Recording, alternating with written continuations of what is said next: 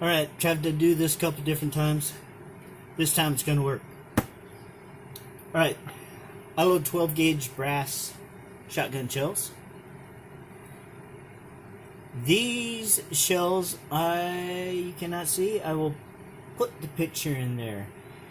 They initially have a donut shaped depression around the primer pocket, which sets the primer charge going off above the powder slightly. With smokeless powder, you'll get squib loads out of that, and it's really not good.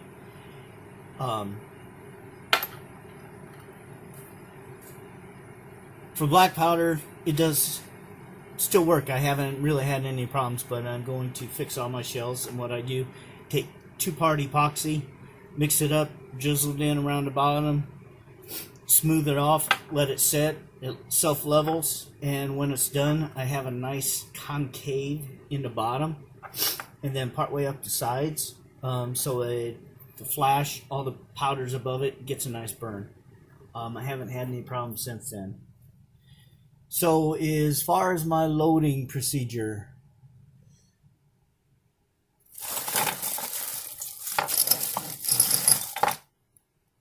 well, son of a bitch.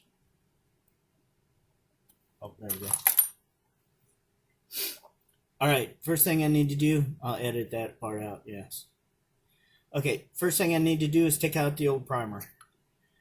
I just have a sizer for any round that I happen to pick up, put it down into the primer pocket. I have a spot drilled here with a can underneath it, and I just give it a wallop.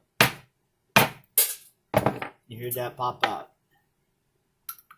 Run through all my brass and do that. Okay, for resizing my brass then, I have this to a progressive loader, 12 gauge. I use sizing lube, and then I put this over the top, and I have a 7/8 tall socket. So I'm only using this in my double barrel, so typically they're coming out right to perfect size. But just in case you want to resize, right? So I put her in here, and I just give it a drive on down, turn it back over,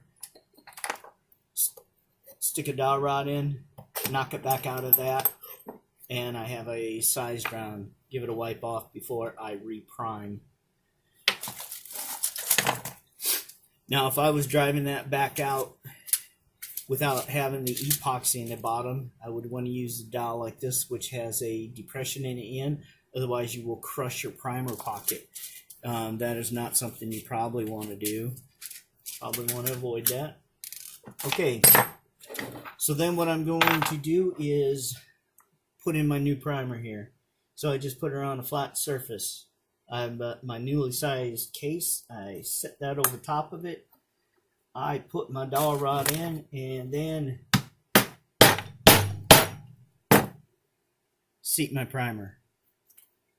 Some people may be squeamish about that. I have never had one go off in that regards. Keep it flush. Don't put a BB underneath your primer. Shouldn't have any problem. There's one. I'll do 2 of them here, okay? Second. Come on. Gotta be able to find the hole.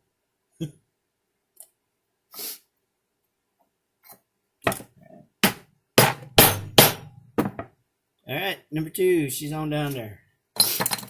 Okay, so once again, I do have my base wad, so to speak, down there, and we are flush.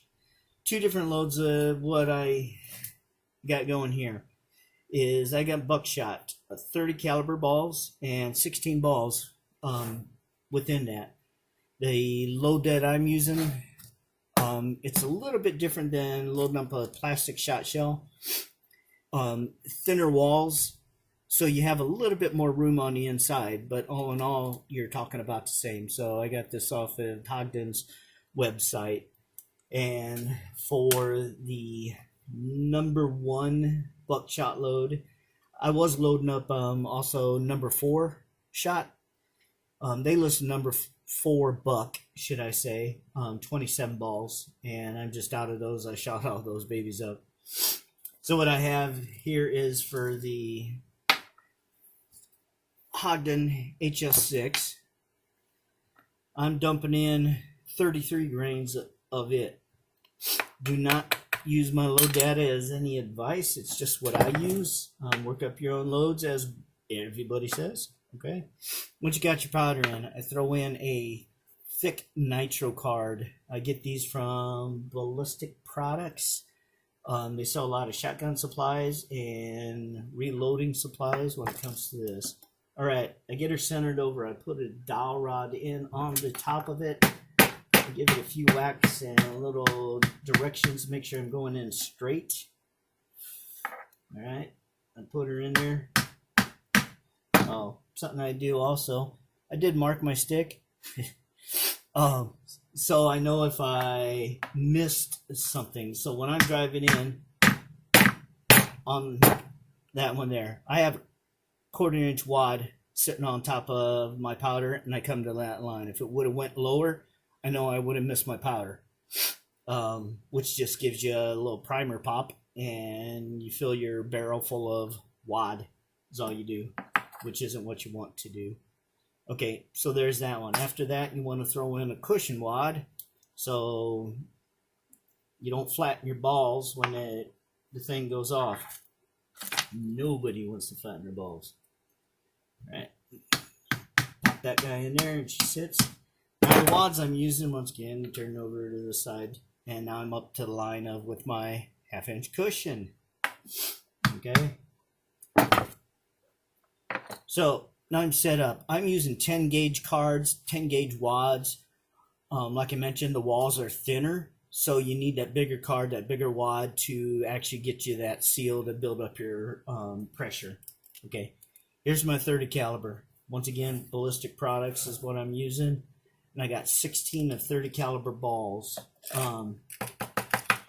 30 caliber would be 0.30. And that's where they sit, if you can see it there, just slightly below. And then over the top, I put a thin nitro card. Now, before I put them in, I usually forget and end up having to reach in with a pen or try to write this. I put what's in there.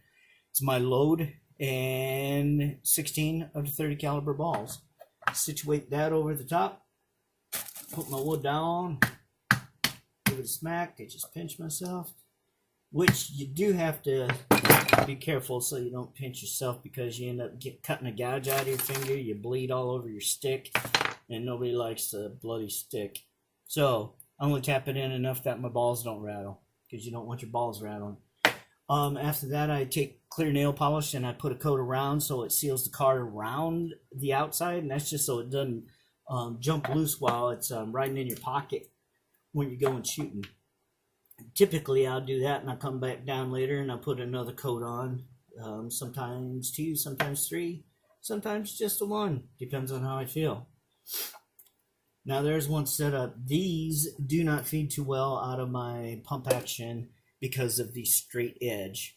The original ones, they crimped around that card. They built it up with extra wadding, had the card towards the top, crimped around it, and they would feed better in the pump actions, but they also it wears out your brass quicker, and you start to split along the top, which I don't appreciate that much. Okay, so here's one, and this is a double aught load, but it's actually a hair more.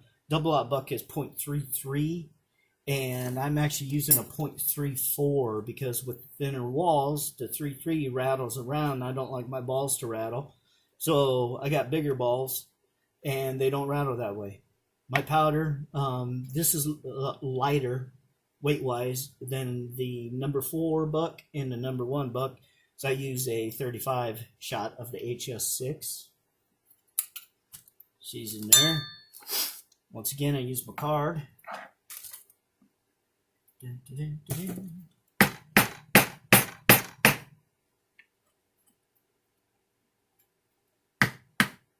Usually it kind of folds the cardboard. Sometimes it slices off just a fine little edge, which I consider pretty much perfect. Okay, I'm going down to my wad card. Once again, that's how I know I'm deep enough. Otherwise, if you drive the wrong depth, which is good to mark your stick, drive to the wrong depth, now you got too much air room in there when your powder's rattling around. You won't get a good burn. You get hang fires and bloopers and the like.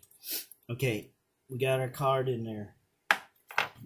We're going to put our cushion wad in. And once again, that takes up space in your case, but it also cushions, so when your charge goes off, it kind of helps that your lead charge go and it doesn't deform your balls. They're more aerodynamic when they're just round. Okay, that was 9 of them, like your standard 2 3/4 inch buckshot load.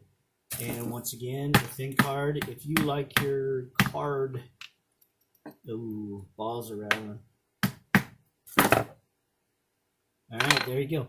If you want yours to come up to the end just because you like that and you don't want it to sit down like that, just throw in a thick card on top, maybe. Take another cushion wad and put that in there, and that'd probably take up that space. So 2 cushion wads. It'll probably actually reduce the recoil, felt recoil on your shoulder also. Take up that room and come up pretty much right to the top. If you only need part of the room, you can split these easily enough and only throw half of them in there. Don't actually have to buy this cardboard deal. I use corrugated cardboard and cut it out, sharpen the edge of sockets and such, and hit it with a hammer to get my little discs. I sit around, watch TV, cut my discs. But that's the basic loading right there. I'll put on some nail polish here. And these 2 are done. Now I will put the videos of me shooting these. You'll notice one is a literal flamethrower. I had tried a slightly higher load on my 9-time double-aught buck load, and it was a bit on the stout side. I did not see pressure signs, but she felt stout. So I just backed it down. I'm getting a lot better thump. Live and learn, eh? I lived, so I learned. Thank you.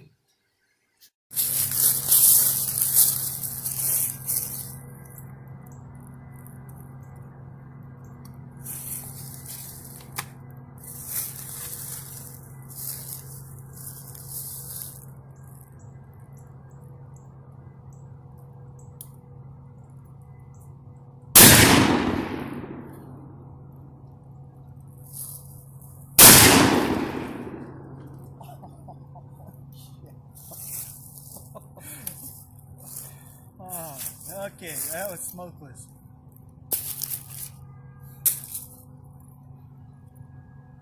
Comes a couple black powders.